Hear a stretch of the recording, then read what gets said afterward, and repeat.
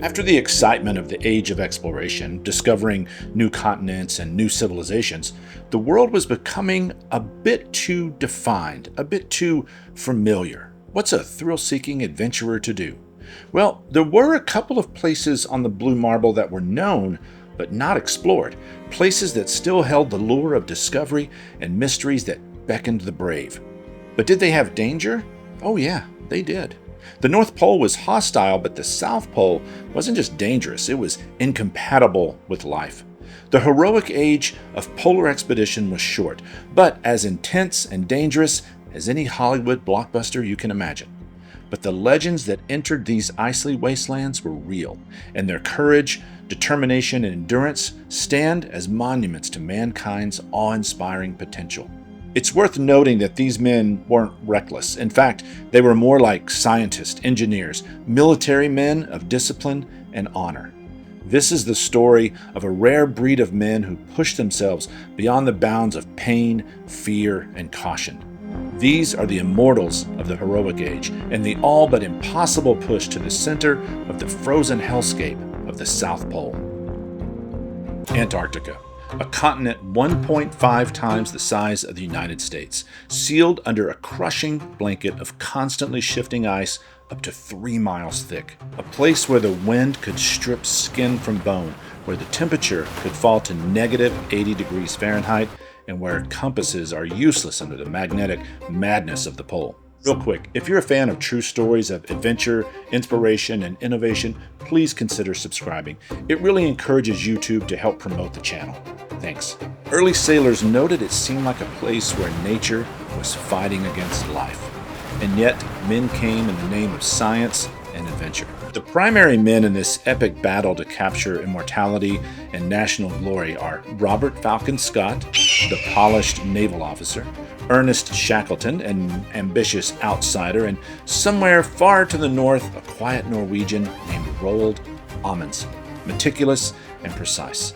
A fourth legend will join them, but it's a bit too early for his introduction, so we'll hold off on that for a minute. Each would chase the same dream, to be the first to stand at the bottom of the world. This race would last for years and cost many lives. Just to get to Antarctica was an ordeal bordering on madness. Ships had to push through a belt of pack ice hundreds of miles wide, a shifting, grinding maze of frozen blades that could crush a wooden hull like paper. Geographers of the day called the South Pole the greatest geographical prize of the modern age. And the British, colonizers that they were determined that the flag at the South Pole would be the Union Jack. And that flag would be carried by Robert Falcon Scott, who saw himself as the rightful heir to the Empire's greatest explorers. The British Discovery Expedition of 1901 to 1904 was the Empire's great scientific and patriotic venture into Antarctica, the first attempt to reach further south than any human had gone. It was part research, part race, and entirely wrapped in the pride of an empire. Captain Scott, 33 years old, was everything the Edwardian age admired. Clean-cut, disciplined, educated, and modestly aristocratic. He believed in order, hierarchy, and duty. The Royal Navy had forged him into an officer who commanded by command, not by connection. He was a man you'd follow because you had to, not because you wanted to. Among his chosen officers was Ernest Shackleton, 27, Irish-born and working class by comparison, restless, witty, and magnetic. He didn't quite belong among the polished ranks of the Royal Navy, and Scott knew it. But Shackleton had something Scott lacked, human warmth. And that mattered. The crew loved him instantly. He organized games, sang songs, told stories by lamplight. He made the men laugh in the dark. To Scott, this camaraderie and admiration from the crew toward Shackleton felt like insubordination. When Discovery reached the Ross Ice Shelf, the vast floating plain that forms Antarctica's northern face, the world as they knew it vanished. Mountains shimmered like ghosts. The sea froze in place. The air itself cracked with static. They set up their base at Hut Point and began the long, brutal work of survival. It was during this expedition that the pattern of polar leadership emerged, two philosophies that would define the coming decade. Scott's method, discipline, routine, hierarchy. Contrasted with Shackleton's instinct of flexibility, morale, adaptation. Both had value. Both would soon save and destroy lives. During the first southern journey in late 1902, Scott, Shackleton, and scientist Edward Wilson attempted to break the record for farthest south, not to reach the pole, but to go further than anyone had previously accomplished. They dragged sledges through blizzards and over glaciers, crevasses, frostbitten and starving, surviving on half rations. The temperature dropped to negative 60 degrees Fahrenheit. They covered over 960 miles in conditions that defy the imagination. But Shackleton fell ill. Scurvy, dysentery, exhaustion. His body just gave out, but not his determination. He refused to turn back, begging Scott to let him continue. Scott refused. He ordered Shackleton home on the relief ship, officially for his health, but unofficially as punishment for a perceived weakness. When the ship departed, Shackleton stood on the deck, humiliated, watching the white horizon disappear. Back in Britain, Scott was celebrated. He represented everything they wanted the British Empire to be, but Shackleton's story was very different. He was dismissed, forgotten, and broke. He found work lecturing and writing about the ice, but his tone was very different from Scott's. He didn't glorify suffering, he humanized it. He spoke about camaraderie, courage, and laughter, how the smallest comforts could keep a man alive in the white silence of the frozen South. Among those captivated by Shackleton was a 25-year-old Australian geologist named Douglas Mawson. He's the fourth legend of the Antarctic I mentioned earlier. Remember that name. Mawson may be the toughest man to ever walk the earth. Trust me, I know that saying this in this story is a big claim, but it's no stretch of the imagination once you understand what he went through. He was quiet, meticulous, and fascinated not by conquest, but by understanding the science of the ice, the story of this bizarre frozen world. In 1907, when Shackleton announced his own expedition, the Nimrod, Mawson volunteered immediately. Around this same time, 1907, Scott was already planning his next command, believing the South Pole was his birthright. So when he heard Shackleton, his former subordinate, intended to return before him, he was not happy. He accused Shackleton of stealing his territory, his men, his glory. When Ernest Shackleton left England in 1907 aboard the Nimrod, the odds were stacked brutally against him. He had no government support, no wealthy patrons, no promise of glory. All he had was humiliation burning in his gut, a handful of loyal men, and a vision so audacious that most of Britain's scientific establishment dismissed it as suicidal. He was going back to Antarctica, to the very place that broke him. Shackleton's ship, the Nimrod, was hardly fit for the journey, barely 40 meters long with an aging engine and patched sails. It was a coastal sealer. It wasn't even an expedition ship, but it was all Shackleton could afford. He mortgaged his future. He charmed small investors and sold magazine rights to fund the venture. He even secured a modest grant from the government, though only after his rivals had claimed every larger subsidy. Before he left, Shackleton approached Robert Falcon Scott for advice. Scott instead drew up a list of forbidden coordinates, territorial lines Shackleton was not to cross. It was essentially a contract to not steal Scott's glory. Shackleton signed, but was privately seething. He knew the only way to reach the pole or even get close was to break those lines. The message from the establishment was clear. Know your place, Mr. Shackleton. But Shackleton had already decided that his place was wherever his courage could take him. Shackleton's men were not the elite of the Royal Navy. They were volunteers, scientists, engineers, and adventurers who were swayed by Shackleton's ambition way more than his funding. Among them, that young Australian geologist, Douglas Mawson, meticulous, methodical, and driven by curiosity rather than fame. By early 1908, the Nimrod had reached the Ross Ice Shelf, the same alien plane that had once exiled Shackleton in disgrace. This time, he planted his flag near Mount Erebus, a smoking volcano, and he built a base he named Cape Royds. The cold was indescribable. The wind howled 100 miles an hour. Men's teeth literally cracked from temperature shock. Food froze in the tins. Every day was a battle to stay alive. In October, Shackleton chose 3 companions, Frank Wild, Eric Marshall, and Jameson Adams, and set off to claim the South Pole.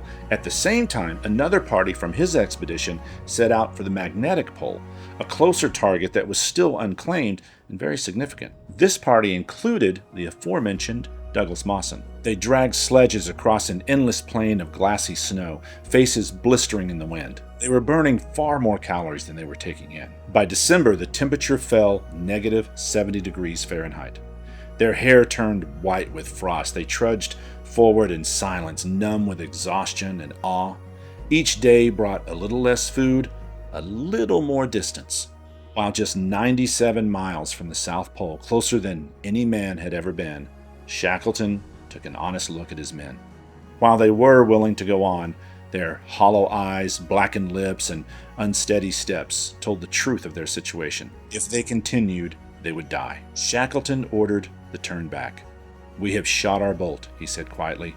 "Better a live donkey than a dead lion." When they finally staggered into camp after 4 months and 1,700 miles, they had each lost an average of 50 pounds. Their tongues were cracked and bleeding. Not only had Shackleton's group gone further south than anyone else, but the expedition was also able to claim another prize.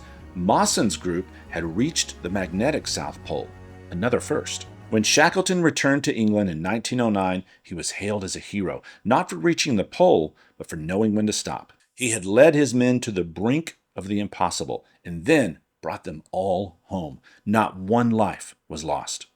The newspapers adored him. The king knighted him. He was now Sir Ernest Shackleton. But not everyone celebrated. To Robert Falcon Scott, this was a humiliation. The man he had once dismissed had become the new face of polar heroism. And worse, he had done it with fewer resources and greater humanity. Scott's private letters revealed his bitterness. He called Shackleton weak and undisciplined. He told friends that the next time he went south, he would not be outdone. For Shackleton, the rivalry had ended, but for Scott, it had just begun. By 1910, the world had changed. The Wright brothers had flown, cities hummed with electric light, exploration, once the domain of adventurers and dreamers, was now a national sport, a contest of prestige. And in that fever, Robert Falcon Scott saw his destiny. He would lead the Terra Nova expedition, the most ambitious journey ever mounted toward the South Pole. And he would do it not for himself, but for Britain. At least, that's what he told the public. Scott's ship, the Terra Nova, sailed from Cardiff in June 1910 to great fanfare. Banners waved, bands played, and newspapers hailed it as a crusade of the empire. His men, officers, sailors, scientists, were the best that Britain could offer. Among them were veterans from Shackleton's expedition, but as Terra Nova fought its way south through the pack ice, another ship was already sailing, quietly, efficiently, toward the same destination. That ship was the Fram, and at its helm stood Roald Amundsen, the first man to traverse the Northwest Passage, admired for his efficiency and lean expeditions. The Norwegian explorer had planned to be the first to go to the North Pole, but when he found out someone else had beat him there, he made a bold, secret pivot in an instant. He told no one, not his sponsors, not his king, not even his crew, until mid-voyage that they were now heading south. Only when Scott's ship, the Terra Nova, reached Melbourne, Australia, did Scott receive a telegram that shattered his confidence and his calm. "Beg to inform you, Fram proceeding Arctic, Amundsen." You can imagine Scott's face going pale. Not only was another explorer seeking Scott's prize, it was an expedition from another country. The humiliation would be eternal if Scott couldn't claim the South Pole for king and country. Scott's determination doubled. He would not allow someone to steal his ultimate prize, his destiny. Scott's confidence was planted in his superior planning and real-world experience. He'd already been there once before. He now had ponies as well as motorized sledges. His men, all 65 of them, were clothed in British wool and industrial canvas, and they were military types, ready for the challenge and disciplined for the task Scott would demand. Amundsen only had 19 men and was relying on dog sleds and skis. Their clothing was reindeer and furs using an Inuit design. a striking contrast of tools and methods. By the time Scott established his base at Cape Evans, the sea ice had begun to close behind him. The ship nearly didn't escape the pack. It's worth noting here that Douglas Mawson, who was part of Shackleton's team and the first to make it to the magnetic South Pole, was invited to join Robert Falcon Scott, but he declined. He was busy planning an expedition of his own. More on this remarkable tale in a bit. In October 1911, both Scott and Amundsen began their push for the pole. Scott's party battled every mile with rigid determination, but the ponies collapsed in the snowdrift. The few surviving motor sledges failed within days. Storms raged through the long Arctic night, tearing tents and freezing water barrels solid. Some men lost their fingers to frostbite, another went blind from snow glare, and still they marched. Soon they were hauling sledges by hand, roped together in the blinding wind. Captain Oates, the cavalry officer in charge of the ponies, wrote in his diary about his disagreements and issues with Scott's leadership. The cracks were showing. By December, they reached the polar plateau, a desolate, endless plain. Scott's face was swollen from frostbite. Evans had open sores that wouldn't heal. Every step was agony. Still, somehow, they pressed forward toward the dream that had driven nations and killed men. January 17, 1912, Scott and his men spot a small black dot on the horizon. Anything not white in this world was a cause for curiosity. The most common non-snow or non-ice object was likely stone pushing up through the ice. But not here. They were kilometers above rock. As they approached, the object revealed itself to have a bit of a pyramid shape and was made of canvas flapping in the unrelenting wind. A flagpole rose from its peak, and atop it, the Norwegian flag. They were looking at Amundsen's tent. Inside was a note. Dear Captain Scott, as you are probably the first to get here after us, I must ask you to kindly forward the enclosed letter to King Haakon VII. If you can use any of the articles left in the tent, please make the greatest use of them. The sledge you can also use. With kind regards, I wish you a safe return. Yours, Roald Amundsen. One can easily imagine the humiliation of not being first, but then having to deliver the letter that proves you lost the most important challenge of your life. Scott's diary records the moment with heartbreaking simplicity. The worst has happened. All the daydreams must go. Great God, this is an awful place. They took photos, measured their location, and planted the Union Jack beside the Norwegian flag. Two nations at the bottom of the world. The journey back for Scott was a pure nightmare. Supplies ran low, frostbite blackened their fingers. One man, Evans, collapsed and never woke again. The cold grew worse. The wind became a living thing, screaming through the tents. Captain Oates, his feet gangrenous, knew he was slowing the others and increasing the likelihood that everyone would perish in this lifeless, frozen land. One morning, he stood, smiled faintly, and said, I'm going outside and may be some time. Everybody sensed what he was doing, but couldn't change his mind. He stepped into the blizzard and was never seen again. Scott, Wilson, and Bowers pressed on until they were only 11 miles from the next food depot, but a storm pinned them down. Their final camp was found months later. Scott's frozen hand still clutched his diary. His last words, for God's sake, look after our people. When the news reached London, the world mourned. Scott was immortalized as a saint of sacrifice, the embodiment of British valor. Amundsen, though victorious, was treated coolly, efficient but soulless. But Shackleton, reading the reports, saw something else. Death of the age of glory and the birth of a new one. He understood that true leadership wasn't measured by flags or graves. It was measured by survival. And one of his former expedition partners was about to inspire him for one more grand adventure. In 1911, Douglas Mawson, the quiet Australian geologist who had once served under Shackleton on the Nimrod, set out to lead his own expedition, the Australasian Antarctic Expedition. The goal was to scientifically explore the Arctic region directly south of Australia, including mapping its geography, studying its geology, and biology and gathering meteorological data. He wasn't chasing the South Pole or national glory. He wanted knowledge to chart the unclaimed coastline of East Antarctica and collect data about the planet's oldest rocks. But Antarctica doesn't care about intentions. In December 1912, while exploring the interior with two companions, a sled slipped into a hidden crevasse, taking one man, most of their food, and all of their dogs. The second man soon went mad from starvation and died in agony. Mawson was left utterly alone, 300 miles from base, frostbitten, starving, his hair falling out and his skin falling off, dragging his sledge across a frozen hell. And that's all I'm going to tell you about Mawson's incredible, likely the most impossible survival story ever lived.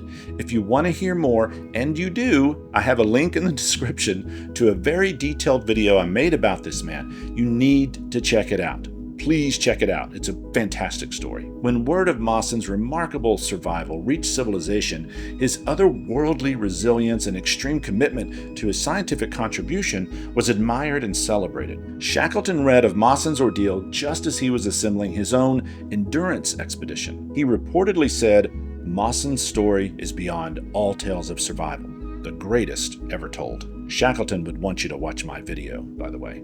He admired the young Australian's stoic courage and intellectual discipline, the calm, scientific endurance that had triumphed where bravado would have surely perished. In 1914, Europe stood on the brink of war, but Ernest Shackleton's eyes were not fixed on the battlefields of men, but on the unbroken whiteness of the South Pole. He had conquered humiliation and tasted glory, and he was ready for the next challenge. His dream was nothing short of impossible. Cross the entire Antarctic continent from one coast to the other through the pole itself. The journey of over 1,800 miles through the most lethal and inhospitable environment on Earth. It would be the grandest expedition ever attempted.